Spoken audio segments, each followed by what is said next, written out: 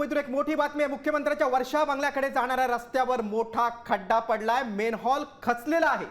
मुख्यमंत्री बंगल्याकडे जाणाऱ्या वाटेमध्येच मोठा खड्डा पडलाय। मुख्यमंत्र्यांच्या रस्त्यात मोठा मॅनहोलचं झाकण दबल्यामुळे चर्चा सुरू झालेल्या आहेत। गेल्या अनेक दिवस ही परिस्थिती अशीच्या तशीच आहे। आपण पाहतोय मुख्यमंत्री बंगल्याकडे जाणाऱ्या वाटेमध्येच हा खड्डा आहे। गेल्या काही दिवसांपूर्वी आपण बघतोय की महापौरांनी आपली पावसाळ्यातल्या कामांची पाहणी करत असताना चक्क मॅनहोलमध्ये माणूस पडला होता आणि आता इथं मुख्यमंत्र्यांच्या बंगल्याकडे जाणाऱ्या वाटेतच मोठा खड्डा पडलाय।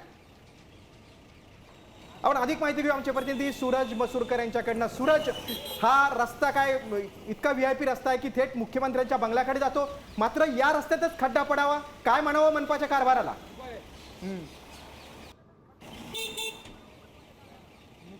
मी त्याच मलबार हिलमध्ये उभा आहे जो रस्ता मुख्यमंत्री देवेंद्र फडणवीस यांच्या वर्षा निवासस्थानी जातो आणि त्या रस्त्यावर ना वेगवेगळ्या व्हीआयपी लोकांच्या गाड्या ज्या आहेत त्या जातात आणि मात्र त्याच रस्त्यावरती हे जे आपण मध्ये चेंबर बघतोय ते मोठ्या पद्धतीने दबलं गेलेलं आहे, खचलं गेलेलं आहे आणि त्याच्या आजूबाजूने जे आहेत ते लाल कलरचे बॅरिकेडिंग जे आहेत ते लावले गेलेले आहेत जेणेकरून कोणतीही गाडी याच्यावरून जाणार नाही। मात्र जेव्हा साम टीव्हीनी स्थानिकांशी चर्चा केली तेव्हा स्थानिकांच्या म्हणण्यानुसार गेले अनेक दिवस अशी परिस्थिती आहे। गिरीश, हा समोरचा आपण रस्ता बघतोय जो